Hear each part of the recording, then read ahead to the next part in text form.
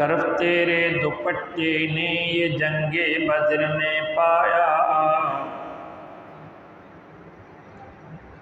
شرف تیرے دوپٹے نے یہ جنگ بدر نے پایا،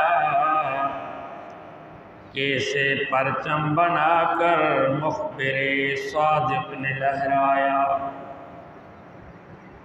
درود شریف پڑھیں۔ اللہم صلی علی محمد وعلی آل محمد کما صلیت علی ابراہیم وعلی آل ابراہیم انک حمید مجید۔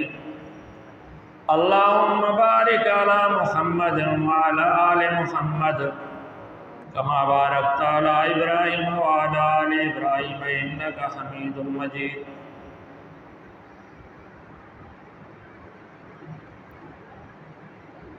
برادران اسلام، بزرگان دین، عزیزان ملت، نونہالان اسلام،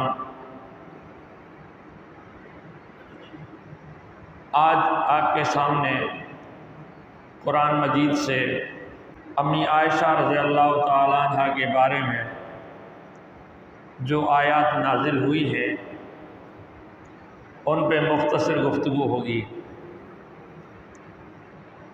ام المومنین سیدہ عائشہ رضی اللہ تعالی عنہ، اس کے فضائل و کمالات تو بہت ہیں، اس مختصر نشست میں ان کا احاطہ کرنا مشکل ہے۔ مشت نمونہ از خروار چند گزارشات میں اپنی سعادت کے لیے پیش کرنا چاہتا ہوں۔ عائشہ رضی اللہ تعالی عنہ کون ہے؟ یہ حضرت ابو بکر صدیق رضی اللہ تعالی عنہ خلیفہ اول کی بیٹی ہیں اور خاتم الرسل سید المرسلین حضرت محمد مصطفیٰ صلی اللہ علیہ وسلم کی اہلیہ محترمہ ہے۔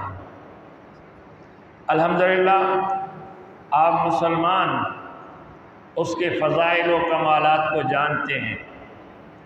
میں بھی اپنی سعادت کے لیے امی کا حق ادا کرنے کے لیے چند کلمات آپ کے سامنے بیان کرنا چاہتا ہوں۔ نبی اکرم صلی اللہ علیہ وسلم کو یہ بی بی عائشہ سے نکاح کا حکم کس نے دیا؟ اللہ نے دیا۔ وہ کیسے کہ نبی صلی اللہ علیہ وسلم فرماتے ہیں کہ ایک دفعہ جبرائیل امین میرے پاس تشریف لائے،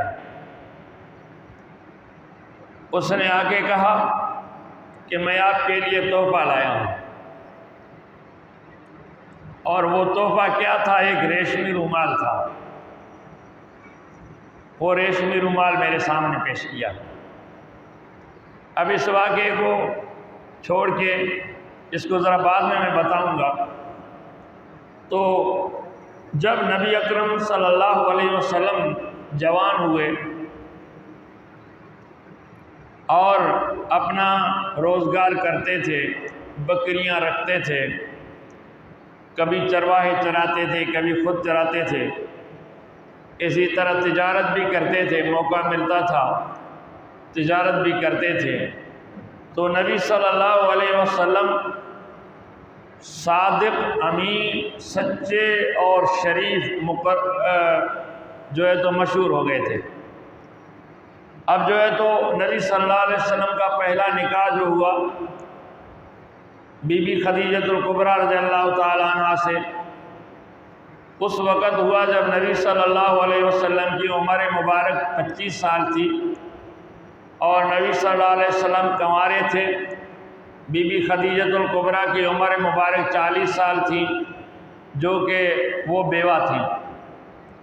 اب جو ہے تو نبی صلی اللہ علیہ وسلم نے دیکھو اپنے سے 15 سال بڑی عمر کی بیوہ سے نکاح کیا ہے۔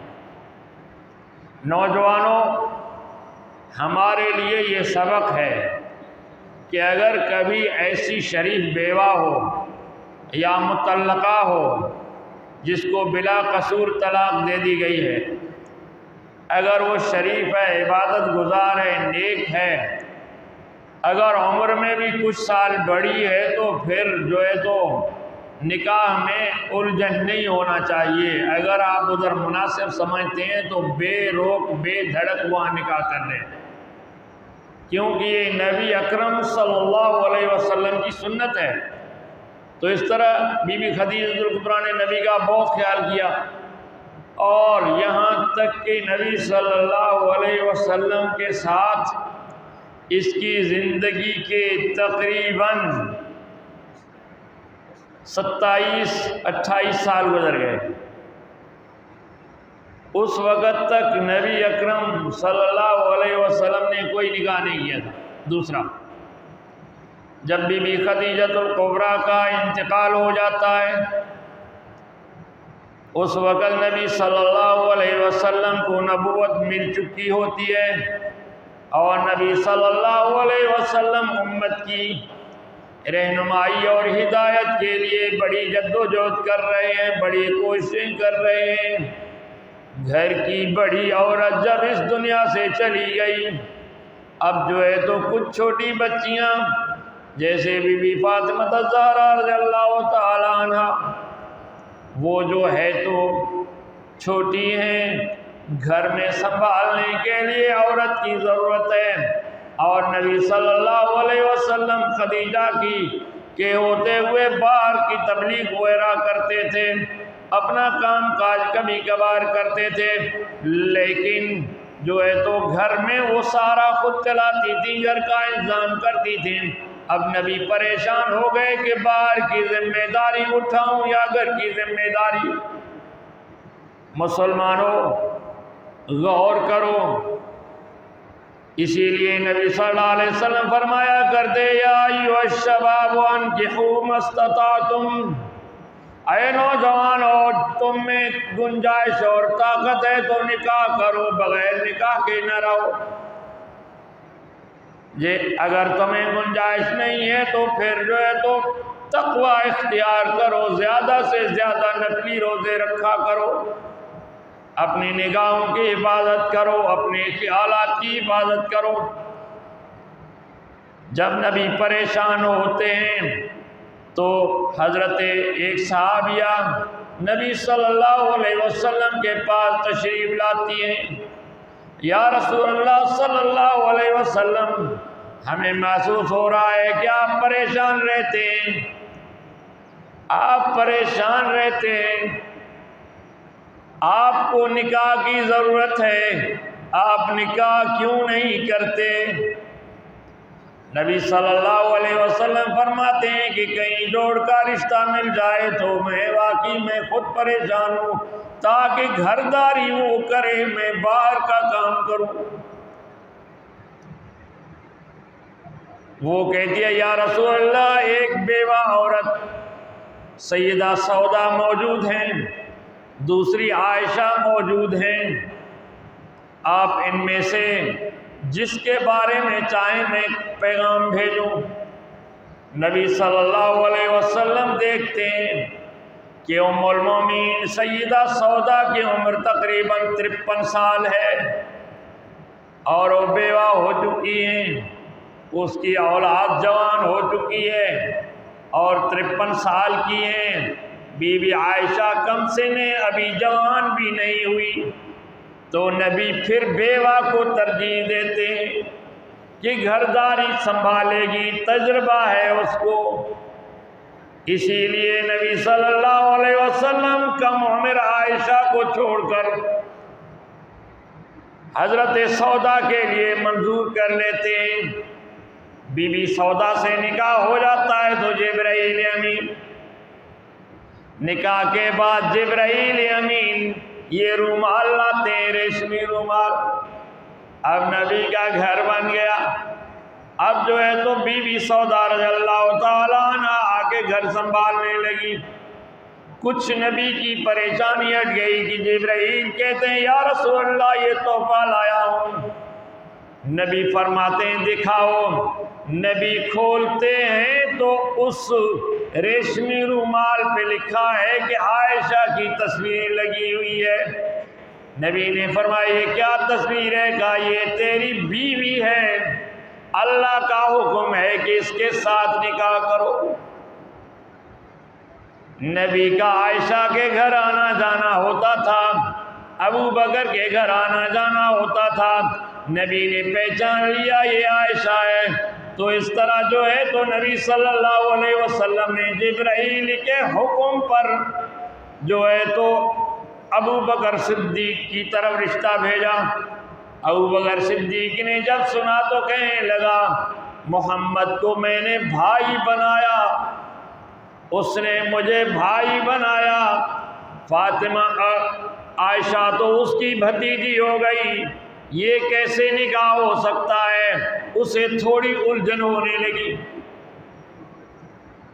اور یہ بات آ کے نبی صلی اللہ علیہ وسلم سے کہنے وہ اس عورت نے کہا، تو نبی اکرم صلی اللہ علیہ وسلم نے فرمایا ہاں واقعی ہم بھائی ہیں، لیکن دین کے بھائی ہیں، منہ بولے بھائی ہیں۔ اصل بھائی تو نسلی اور نسب کا بھائی ہوتا ہے، خون کا بھائی ہوتا ہے۔ ویسے تو تمام مسلمان بھائی ہیں، دوست آپس میں بھائی ہیں، کوئی مسئلہ نہیں ہے، لیکن یہ رشتہ جائز ہے، میں خود نہیں کہتا، اللہ کا حکم ہے۔ سبحان اللہ۔ ابو بکر صدیق خوش ہو جاتے ہیں کہ نبی کا رشتہ میرے گھر آیا، لیکن عائشہ ابھی جوان نہیں ہے، خالی ابھی نکاح ہو جاتا ہے، کچھ سال 3 سال کے بعد تقریباً رخصتی ہو جاتی ہے۔ اب جو ہے تو نکاح کے بعد جو ہے تو 3 سال کے بعد رخصتی ہو جاتی ہے۔ جب عائشہ نبی کے پاس آتی ہیں، نبی نے 11 نکاح کیے، 10 نکاح یا تو مطلقہ تھیں یا بیوائیں تھیں، یہ واحد نبی کا نکاح ہے جو کنواری تھی۔ اور پھر اس کو بھی کس نے منتخب فرمایا؟ اللہ رب ذوالجلال نے۔ بی بی عائشہ رضی اللہ تعالیٰ عنہ جب نبی کے پاس آئی، نبی کی ہر حدیث یاد کرنے لگی، عورتوں کو بتانے لگی، نبی جو قرآن تلاوت کرتے وہ یاد کر لیتی، نبی جو دین کی بات بتاتے وہ یاد کر لیتی۔ تو اسی طرح بی بی عائشہ اکثر قرآن کی حافظہ بن گئیں، قرآن کے اکثر صورتیں عائشہ کو یاد تھیں۔ نبی صلی اللہ علیہ وسلم کی 2200 سے بھی اوپر حدیثیں اس کو یاد تھی، لوگوں کو سنایا کرتی تھی۔ اب اتنی عالمہ فاضلہ ہو گئیں کہ تقریباً باہر کا جو دین ہے ہمیں صحابہ کے ذریعے ملا، گھر کے اندر کے جو مسائل ہیں ان کی باتیں بی بی عائشہ کے ذریعے امت کو ملا۔ نبی کی اور ازواج بھی نیک تھی، صالحہ تھی، لیکن بی بی عائشہ کم سن اور ذہین تھی، اس وجہ سے اللہ نے ان کے ذریعے دین کو اور اس کے مسائل کو حفظ کر کے امت تک پہنچایا۔ عائشہ اب مخالفوں نے دیکھا کہ نبی کی محبت عائشہ سے زیادہ ہے، وہ نبی کو بدنام کرنے کا کوئی موقع ہاتھ سے جانے نہیں دیتے تھے۔ اتفاقاً ایک دفعہ نبی کو ستانے کا بڑا موقع ان کے ہاتھ میں آ گیا تھا، تو یہ مختصر معمولی واقعہ، عام واقعہ تھا، لیکن منافقین نے، بدماشوں نے، ظالموں نے اس کو بڑا بنا کر پیش کیا۔ وہ کیا ہے؟ واقع افک ہے، یعنی بہتان، جھوٹ۔ انہوں نے بی بی عائشہ پر بہتان باندھا۔ یہ میں کس لیے بیان کر رہا ہوں؟ اس لیے کہ اگر آج 15ویں صدی کے کسی مسلمان کے خلاف کوئی غلط بات کرے تو آپ یقین نہ کرنا، آپ نہ سوچنا کہ بھئی فلان نے کہا تو یہ سچا ہوگا، لیکن بات یہ منافقوں اور کافروں نے نبی کے حرم تک جو ہے تو نبی کی بیویوں تک کے خلاف الٹی باتیں کی، ان پر الزامات لگائے۔ اگر کوئی مولوی پر الزام لگاتا ہے پریشان نہ ہو، کسی نمازی پر الزام لگاتا ہے پریشان نہ ہو، کسی داڑھی والے پر الزام لگاتا ہے، جھوٹا الزام لگتا ہے، پریشان نہ ہو، یہ نہ سوچے کہ میں نے کون سی خطا کی ہے مجھ پر یہ الزام آ گیا ہے۔ لوگوں ایسے الزامات پاک گھروں میں بھی آ گئے۔ ہوا یوں کہ غزوہ بنی المصطلق سے 6 ہجری میں نبی واپس تشریف لا رہے تھے۔ نبی کی عادت شریفہ تھی، ہر غزوہ میں کسی اہلیہ کو اپنے ساتھ رکھتے تھے، نمبر وار۔ اس غزوہ میں بی بی عائشہ کو رکھا تھا، اور واپسی پر ایک جگہ پڑاؤ ہوا اور وہاں رات کو رہے۔ صبح سویرے یعنی منہ اندھیرے فجر کی نماز سے بھی پہلے اعلان ہو گیا، جلدی جلدی تیاری کر لو، قافلہ روانہ ہونے والا ہے۔ اس تیاری کرنے کے لیے ہر کوئی تیاری کرنے لگا۔ امی عائشہ رضی اللہ تعالیٰ عنہ بھی، اس کو جو ہے تو قضاء حاجت کا خیال آ گیا، اور وہ ظاہر ہے قافلہ تھا، ذرا ہٹ کے گئیں اور درختوں میں گئیں، اور جو ہے تو تاکہ آڑ ہو جائے، وہاں جو ہے تو وہاں فارغ ہو گئیں۔ واپس ہو رہی تھی کہ کسی شاخ سے گلے کا ہار اٹک گیا۔ اماں عائشہ کا اپنا نہیں تھا یہ ہار، کسی سہیلی سے لیا تھا، سونے کا ہار، وہ ٹوٹ گیا۔ اب اندھیرے میں گھاس میں گر گیا۔ اب وہ ڈھونڈنے لگی، ادھر ادھر ہار ملتا نہیں تھا۔ کافی دیر کے بعد پرایا ہار تھا، امانت کا ہار تھا، وہ ڈھونڈتی رہی، آخر کار کافی دیر کے بعد جب واپس آ گئی تو قافلے والے چلے گئے تھے، انہیں پتہ ہی نہیں چلا کہ عائشہ نہیں ہے۔ وہ کیا ہے کہ اونٹوں پر کجاوے باندھتے تھے، ان پہ بیٹھتی تھیں عورتیں، پھر ان پر پردہ ہوتا تھا، وہ بند ہوتے تھے۔ پرانے لوگوں نے دیکھے ہوں گے، نوجوانوں نے شاید ان کی تصویریں دیکھی ہوں گی۔ تو جو ہے تو بی بی عائشہ کے کجاوے کو بھی انہوں نے اونٹنی کو اٹھایا، انہوں نے سوچا اس میں ہے، اور جو ہے تو اس میں بیٹھ گئی ہیں۔ اب انہیں پتہ نہیں تھا کہ وہ بیٹھ نہیں گئی ہیں، اور ویسے ہی چلے گئے۔ اب نبی کو کیا پتہ، صحابہ کو کیا پتہ یہ رہ گئیں۔ جب کافی دیر کے بعد ہار ڈھونڈ کے واپس آ گئیں تو دیکھا قافلہ تو جا چکا تھا۔ بجائے کہیں بھاگنے کے، بجائے چیخنے چلانے کے، وہاں بیٹھ گئیں کہ جب نبی کو پتہ چلے گا خود نبی بندے بھیج کر مجھے واپس لے جائے گا۔ اس طرح جو ہے تو تھوڑی دیر کے بعد انتظار کرتے آنکھ لگ گئی، لیٹ گئیں، اپنی اوڑھنی اوڑھ کر لیٹ گئیں، نیند آ گئی۔ ایک صحابی رضی اللہ تعالیٰ عنہ جن کو صفوان بن معطل نام تھا اس کا، نبی نے قافلے کے پیچھے رکھا ہوا تھا، قافلے کے پیچھے پیچھے چل، اور جو گری پڑی چیز مل جائے وہ لیتے آنا، پھر قافلے والوں کا نبی اعلان کرتے، وہ مالک کو دے دیتے۔ دیکھو نبی کا انتظام، قافلے کے پیچھے افراد رکھنا۔ اس کے پاس اونٹنی تھی، اور وہ چلتا ہوا جب آیا دیکھا قافلہ جا چکا ہے اور ایک عورت لیٹی ہوئی ہے، تو اسے انا للہ و انا الیہ راجعون پڑھا۔ یہ آواز سن کر اماں عائشہ اٹھ گئی، تو کہنے لگا کیا مسئلہ ہے؟ بی بی عائشہ نے فرمایا کہ میرا ہار گم ہو گیا تھا، میں واپس آ گئی تو قافلہ جا چکا ہے، اسی لیے میں یہاں انتظار کرنے لگی۔ تو اس نے کہا ٹھیک ہے، اور اپنی اونٹنی بٹھا دی، کہا اس پہ بیٹھ جا۔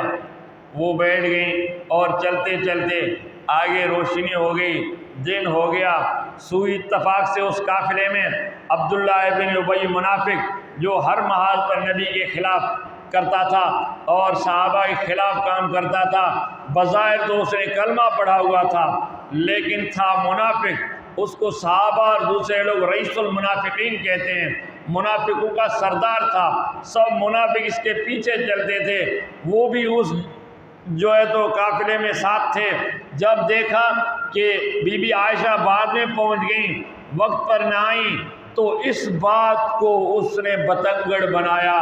وہ کہنے لگا ہو سکتا ہو نہ ہو بی بی عائشہ خراب تھی، اپنے غلط کام کی وجہ سے پیچھے رک گئی، شاید اس سے ملی ہوئی ہے ایسی الٹی سیدھی باتیں نعوذ باللہ جو ہمیں زبان پر لاتے ہوئے بھی افسوس ہوتا ہے، دکھ ہوتا ہے اس ظالم نے گھڑے ہیں، اور جو ہے تو چرچا ہونے لگا ہے، بی بی عائشہ کو پتہ ہی نہیں ہے، اور بی بی عائشہ رضی اللہ تعالیٰ عنہ بیمار ہو جاتی ہیں، کیونکہ نبی نے جب یہ باتیں سنی تو پھر جو ہے تو چند صحابہ کرام بھی اس میں شامل ہو گئے، مصطح اور حسان بن ثابت اور ایک عورت حمنہ، وہ بھی منافقوں کی طرح اس قصے کو بیان کرنے لگے۔